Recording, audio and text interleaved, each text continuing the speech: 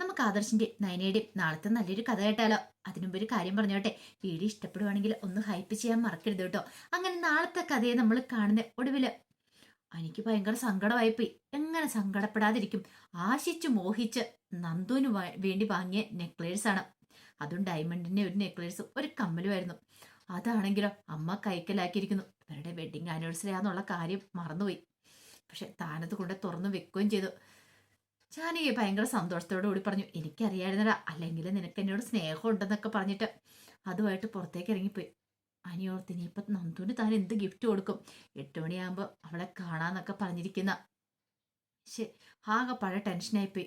എനിക്ക് വേണ്ടിയിരുന്നില്ല എന്നൊരു ചിന്ത മനസ്സിലേക്ക് വരുവാണ്. സാരമില്ല, എന്തേലും ചെയ്യാം എന്നുള്ള വിചാരമായിരുന്നു അനിയുടെ മനസ്സിൽ. ഗിഫ്റ്റ് ഇല്ല എന്ന് പറഞ്ഞിട്ട് അവളെ കാണാൻ പോകാതിരിക്കാൻ പറ്റില്ല. അവളെ കാണണം. അവളെ കാണാതെ ഇരുന്നിട്ടുണ്ടെങ്കിൽ തനിക്ക് ഭ്രാന്ത് പിടിക്കുന്നൊരു ചിന്തയൊക്കെ ഉണ്ടായി.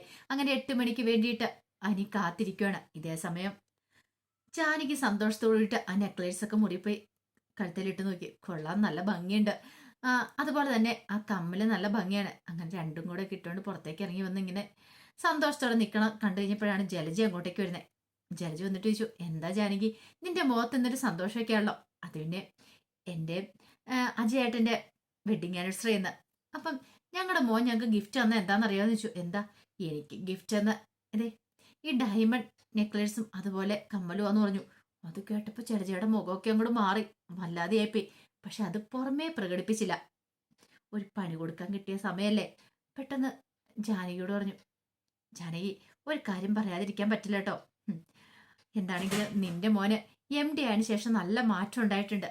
അതുകൊണ്ടല്ലേ അവൻ നിനക്ക് വേണ്ടി ഇങ്ങനെയൊക്കെ ചെയ്തു തന്നെ. ഇപ്പൊ അവന് തോന്നിക്കാണും MD കസലിരിക്കാന്ന് പറഞ്ഞാൽ നല്ല സുഖമുള്ളൊരു ഏർപ്പാടാന്ന്. ഇത്ര വിലപിടിപ്പുള്ള സമ്മാനങ്ങളൊക്കെ അവന് നിനക്ക് തരണമെങ്കിലേ ഒരു കാര്യം ചെയ്യാം. ഒരു കാരണവശാലും അവൻ ആ കസേരയിൽ നിന്ന് ഇറങ്ങാൻ നീ നോയിക്കോ. അവൻ ആ കസേരയിൽ ഇരിക്കുവാണെങ്കിൽ നിനക്ക് അതും കൊണ്ട് ഗുണങ്ങളൊക്കെ ഉണ്ടാവുള്ളൂ എന്ന് പറഞ്ഞു. അപ്പോഴേക്കും ജാനകി പറഞ്ഞു, അല്ലെങ്കിലും എനിക്ക് എൻ്റെ മോനെ അറിയാം. പക്ഷെ ഒരു കാര്യമുണ്ട് ജാനകി, ആ നന്ദു എന്ന് പറയുന്നവളെങ്ങനെ ഈ വീട്ടിലേക്ക് കടന്നു വന്നാൽ ഇതൊന്നും നടക്കില്ല കേട്ടോ. പിന്നെ ജീവിതത്തിൽ നിന്റെ ഇങ്ങനെ സന്തോഷങ്ങളൊന്നും ഉണ്ടാകത്തില്ല എന്ന് പറഞ്ഞു. ജാനകി പറഞ്ഞു, അതൊന്നും നടക്കാൻ പോകത്തില്ല ജലജ. അതിന് അവളെ ഞാൻ ഇങ്ങോട്ടേക്ക് കൂട്ടിക്കൊണ്ട് വന്നാലല്ലേ എൻ്റെ മകന്റെ ജീവിതത്തിലേക്ക് അവൾ ഒരിക്കലും വരാൻ പോകുന്നില്ലെന്ന് പറഞ്ഞു. പറച്ചിലൊക്കെ നീ പറയും, പക്ഷെ അങ്ങനൊന്നും അല്ല. അവളുടെ സ്വഭാവം അറിയാലോ, വല വീശിപ്പിടിക്കാൻ അവളെ കഴിഞ്ഞിട്ടുള്ളൂ. സൂക്ഷിച്ചാൽ ദുഃഖിക്കേണ്ടെന്നല്ലേ പറയണേ. പിന്നെ ഈ പറയുന്ന ഏട്ടത്തിക്കൊക്കെയാണല്ലോ എനിക്കിതൊന്നും നിന്നോട് അസൂയുണ്ടെന്ന് തോന്നേ. ഇപ്പൊ അനി MD ആയതില്. അത് കേട്ടപ്പോ ജാനകി പറഞ്ഞു, ഏട്ടത്തിക്ക് അങ്ങനെ അസൂയുള്ള കൂട്ടത്തിലൊന്നും അല്ലാന്ന് പറഞ്ഞു. അത് നീ പറയണോ, പക്ഷെ അതിന്റെ സത്യാവസ്ഥ അതൊന്നും അല്ലാന്ന് പറഞ്ഞിട്ട് ജലജ അങ്ങോട്ട് പോയി. അപ്പോഴേക്കും ജാനകി ഓർത്തു, ഇനി ഏട്ടത്തിക്ക് തന്നോട് വല്ല അസൂയം കാണുമോ അനി MD ആയതില്ലേ? എന്നാലും പറയാൻ പറ്റില്ല. സ്വന്തം മകനെ അവിടുന്ന് മാറ്റിയിട്ടല്ലേ അച്ഛൻ അനിയെ അവിടെ കയറ്റി വെച്ചിരിക്കുന്നത്. അപ്പൊ അതിൻ്റെതായ ഒരു ദേഷ്യവും കാര്യങ്ങളും അസൂയ കാണുമായിരിക്കും എന്നിങ്ങനെ ജാനകി മനസ്സിൽ ഓർക്കുവാണ്. കുറച്ച് കഴിഞ്ഞപ്പോഴത്തേനും ജലജ നേരെ ദേവേന്റെ അടുത്തേക്ക് പോകുന്നത്, എരിപിരി കയറ്റി കൊടുക്കാനായിട്ട്. ദേവേനോട് എന്നിട്ട് പറഞ്ഞു, അനിക്കേ കുറെ മാറ്റം ഉണ്ട് ഏട്ടത്തി. എന്ത് മാറ്റം?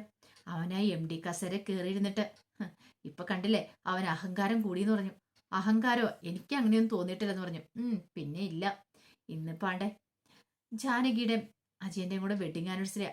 അവൻ കൊടുത്തിരിക്കുന്ന ഒരു ഡയമണ്ട് നെക്ലേഴ്സും കമ്മലും ഒക്കെ ജാനകിക്ക് പ്രസന്റ് ആയിട്ട് കൊടുത്തിരിക്കണമെന്ന് പറഞ്ഞു.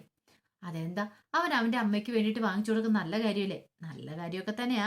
പക്ഷെ ഇനി അവൻ കസേരയിൽ നിന്ന് ഇറങ്ങുമെന്ന് എനിക്ക് തോന്നില്ല. മിക്കവാറും ആദർശ് ഈ വീട്ടിലേക്ക് തിരികെ വന്നാലും അവൻ MD സ്ഥാനം വിട്ടുകൊടുക്കത്തില്ല. അവൻ ആ കസേരയിലിരുന്ന് സുഖിച്ചു പോയെന്ന് തോന്നേ. അല്ലെങ്കിൽ കാര്യങ്ങളൊക്കെ ഇപ്പൊ അവനല്ലേ നോക്കുന്നേ. ഇനിയിപ്പൊ എത്ര അടിച്ചു മാറ്റിയാലും ഈ ഡയമണ്ട് നെക്ലേഴ്സ് ഒക്കെ കൊടുക്കണം, നല്ല പൈസ വേണ്ടേ? അതൊക്കെ മിക്കവാറും കമ്പനിയിൽ നിന്ന് അടിച്ചു മാറ്റുന്നതായിരിക്കും എന്നൊക്കെ പറഞ്ഞു. അപ്പോഴത്തേക്കും ദേവേനെ പറഞ്ഞു, ജലജെ, ഒരു കാര്യം ഞാൻ പറഞ്ഞേക്കാം. ഇമാതിരി വർത്താനം പറഞ്ഞുകൊണ്ട് എൻ്റെ അടുത്തേക്ക് വന്നേക്കരുത്. എനിക്ക് അനിയും ആദർശവും ഒക്കെ ഒരേപോലെ തന്നെയാ. നീ ഇനിയിപ്പോ എന്തൊക്കെ പറഞ്ഞാലും ഞാൻ അവനെ അവിശ്വസിക്കില്ല. പിന്നെ അവൻ MD കസേരയിൽ നിന്ന് ഇറങ്ങിയില്ലെങ്കിലും എനിക്ക് ബുദ്ധിമുട്ടൊന്നുമില്ല. അവനും എനിക്ക് എൻ്റെ മകനെ പോലെ തന്നെയാന്ന് പറഞ്ഞു. ഏട്ടത്തി ഇതൊക്കെ പറയും, പക്ഷെ ആദർശിന്റെ അത്ര കഴിവ് എനിക്കുണ്ടോ? എന്നിട്ട് അവനായി MD കസേര കയറിയില്ലേ? ഇനി അവൻ ആ കസേരയിൽ നിന്ന് ഇറങ്ങത്തൊന്നും ഇല്ല എന്ന് പറഞ്ഞിട്ട് ജലജയും അങ്ങോട്ട് പോയി. ദേവേനെ അത് പക്ഷെ മൈൻഡ് ആക്കിയില്ല. ദേവേനിക്കറിയാം ജലജയുടെ സ്വഭാവം എന്താ എങ്ങനെയാന്നൊക്കെ. ഈ സമയത്ത് നയന ആദർശിന്റെ അടുത്തേക്ക് വന്നു. ആദർശിന്റെ അടുത്തേക്ക് പറഞ്ഞു, ആദർശേട്ടാ, അനിയെ ഒന്ന് വിളിക്കണം എന്ന് പറഞ്ഞു. അതെന്തിനാ? അല്ല, അനിയെ വിളിച്ച് കുറെ ഡിസൈൻ കാര്യങ്ങളൊക്കെ പറഞ്ഞു കൊടുക്കണം. എത്രയും പെട്ടെന്ന് തന്നെ വേണം. മാളവിക കളക്ഷൻസ് കുറെ ഡിസൈൻ ഇറക്കണമെന്നുണ്ടല്ലോ, അപ്പം നമ്മുടെ ജ്വല്ലറിക്ക് വേണ്ടിയിട്ട് കുറെ ഡിസൈനിങ്ങൾക്ക് ഞാൻ ഉണ്ടാക്കണമെന്ന് പറഞ്ഞു. ആദർശം കാര്യമൊക്കെ നല്ല കാര്യം തന്നെയാ, പക്ഷെ അറിയാലോ മുത്തശ്ശൻ പറഞ്ഞ് താക്കിയത് ഓർമ്മയുണ്ടല്ലോ, അതൊന്നും സാരമില്ല, ഹെൽപ്പ് ചെയ്യാൻ പാടില്ലെന്നല്ലേ. ഹെൽപ്പ് ചെയ്യാതെ ഇരുന്നിട്ടുണ്ടെ കാര്യങ്ങൾ മുന്നോട്ട് പോവാം. കാരണം വിഷുവിന് ശേഷം മൂർത്തി ജ്വല്ലറി കരകയറി വരണം, ഇപ്പോഴത്തെ ഈ പ്രതിസന്ധികളൊക്കെ തരണം ചെയ്യണമെന്ന് പറഞ്ഞു. അത് ചെയ്യും, അതിനാണല്ലോ നമ്മൾ മാളവികനെ അങ്ങോട്ടേക്ക് അയച്ചിരിക്കുന്നത്. അധികം വൈകാതെ തന്നെ മൂർത്തി ജ്വല്ലറി ഒന്നാമതാവും, ആ കാഴ്ച നീ കാണുമെന്ന് പറഞ്ഞു. അപ്പോഴേക്കും നയന പറഞ്ഞു, എനിക്ക് നല്ല പേടിയുണ്ട് ആദർശേട്ടാ, ഒരു കാര്യം ചെയ്യുക, അനിയെ ഒന്ന് വിളിക്കാൻ പറഞ്ഞു. അങ്ങനെ അനിയെ വിളിച്ചിട്ട് പറഞ്ഞു, എടാ അനി, നീ ഇങ്ങോട്ടേക്കൊന്ന് പറഞ്ഞോന്ന് പറഞ്ഞു. അപ്പോഴേക്കും അനി ചോദിച്ചു, അല്ലാതെ ചേട്ടാ അതെപ്പോഴാ, കുറച്ച് കഴിഞ്ഞിട്ട് മതി, വന്നാലും മതി എന്ന് പറഞ്ഞു. അപ്പോഴേക്കും അനി പറഞ്ഞു, ഞാൻ നോക്കട്ടെ, എനിക്ക് കുറച്ച് തിരക്കുണ്ടെന്ന് പറഞ്ഞു. കാരണം എനിക്ക് നന്ദുവിനെ കാണാൻ പോണം, ഞാൻ അങ്ങോട്ടേക്ക് എത്തിയേക്കാന്നൊക്കെ പറഞ്ഞ് കോള് കട്ട് ചെയ്തു. ഇതിന് ശേഷം അനി നന്ദുവിനെ വിളിക്കുകയാണ്. നന്ദുവിനെ വിളിച്ചിട്ട് നന്ദുവിനോട് വരാൻ പറയണം. അങ്ങനെ നേരത്തെ അവൻ ഡെക്കറേറ്റ് ചെയ്ത് വെച്ചിട്ടുണ്ടായിരുന്നു കേക്കും കാര്യങ്ങളും ഒക്കെ. അങ്ങനെ ആ കടൽ തീരത്തേക്ക് തന്നെയാണ് ഈ തവണ നന്ദുവിനെ വിളിച്ചുകൊണ്ട് അനി പോകുന്നത്. അവിടെ ചെന്ന് കഴിഞ്ഞപ്പോഴത്തേനും നന്ദുവിനോട് പറഞ്ഞു, സോറി കേട്ടോ നന്ദു. ആ സമയം നന്ദു പറഞ്ഞു, എന്തിനാ നീ എനിക്ക് മെസ്സേജ് അയച്ചിരുന്നല്ലോ, സോറി. പിന്നെ എപ്പോഴും സോറി പറയേണ്ട കാര്യമില്ല. അതല്ല, പിന്നെയോ നിനക്ക് ബർത്ത്ഡേ ഗിഫ്റ്റ് തരാൻ വേണ്ടിയിട്ട് ഞാനൊരു ഡയമണ്ടിൻ്റെ നെക്ലേഴ്സും കാര്യങ്ങളൊക്കെ എടുത്തു വെച്ചിട്ടുണ്ടായിരുന്നു. പക്ഷേ അത് അമ്മ കണ്ടെടുത്തോണ്ട് പോയി. അമ്മയുടെ വെഡിങ് ആനിവേഴ്സറി ആയിരുന്നു ഇന്ന്. അപ്പം അത് അമ്മ എടുത്തോണ്ട് പോയി. എനിക്ക് നിനക്ക് തരാൻ പറ്റാത്ത ബുദ്ധിമുട്ടുണ്ടെന്ന് പറഞ്ഞു. നന്ദു പറഞ്ഞു, ദേനി ഒരു കാര്യം ഞാൻ പറയാം, ഞാൻ ഇങ്ങനെ ഒന്നും സമ്മാനമൊന്നും മോഹിച്ചിട്ടല്ല നിന്നെ ഇഷ്ടപ്പെട്ടത്. എനിക്ക് അല്ലെങ്കിലും ഈ നെക്ലേഴ്സും കാര്യങ്ങളും അതൊന്നും വേണ്ട. ഞാൻ പറഞ്ഞിട്ടുണ്ടല്ലോ, സ്വർണത്തോട് അതിനോടൊന്നും എനിക്കൊരു താല്പര്യമില്ല. അതിനേക്കാൾ ഉപരി ഞാൻ നിന്നെ സ്നേഹിച്ച് നിന്റെ മനസ്സ് കണ്ട, അല്ലാതെ നിന്റെ പണമോ പത്രാസോ കാര്യങ്ങളൊന്നും കണ്ടിട്ടില്ല. ഈ സമയം അനി പറഞ്ഞു, എന്നാലും നിനക്ക് ഞാനൊന്നും തന്നില്ല, അതൊന്നും സാരമില്ല എന്ന് പറഞ്ഞു. പിന്നീട് നന്ദു പറഞ്ഞു, ഞാൻ നിന്നോട് എപ്പോഴെങ്കിലും ചോദിച്ചിട്ടുണ്ടോ എനിക്ക് അത് വേണം ഇത് വേണം എപ്പോഴെങ്കിലും പറഞ്ഞിട്ടുണ്ടോ? അനി നന്ദുവിനെ ചേർത്ത് പിടിച്ചൊരു ഉമ്മ കൊടുക്കണം.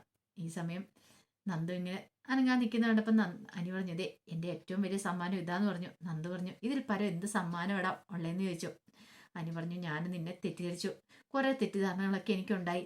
അത് പക്ഷേങ്കിൽ ആ സമയത്ത് നബീനെ നീയും കൂടെ കേക്ക് കട്ടിയെന്ന് കണ്ടപ്പോൾ എനിക്ക് സഹിച്ചില്ല എന്ന് പറഞ്ഞു. നന്ദു ഒരു സാരമില്ല, നിന്റെ സ്ഥാനത്ത് ആരാണെങ്കിലും അങ്ങനെയൊക്കെ ചിന്തിക്കത്തുള്ളൂ, നീ വിഷമിക്കൊന്നും വേണ്ടാന്ന് പറഞ്ഞു.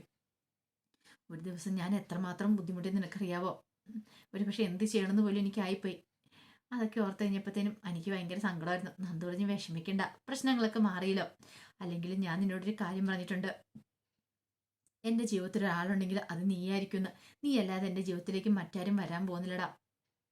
അതുകൊണ്ട് അതോർത്ത് നീ വിഷമിക്കണ്ട, നവീനേട്ടൻ എന്നല്ല ആരും എൻ്റെ ജീവിതത്തിലേക്ക് കടന്നു വരാൻ പോകുന്നില്ല എന്നൊക്കെ പറഞ്ഞ് അനിയെ അങ്ങനെ സമാധാനിപ്പിക്കുന്നുണ്ട്. എനിക്ക് സന്തോഷമായിരുന്നു. അങ്ങനെ അവരുടെ പിണക്കങ്ങളും കാര്യങ്ങളൊക്കെ മാറുവാണ്.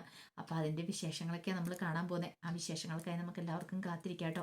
ഒരിക്കൽ കൂടി എല്ലാവർക്കും ശുഭരാത്രി നേർന്നുകൊണ്ട് നിർത്തുന്നു. നന്ദി.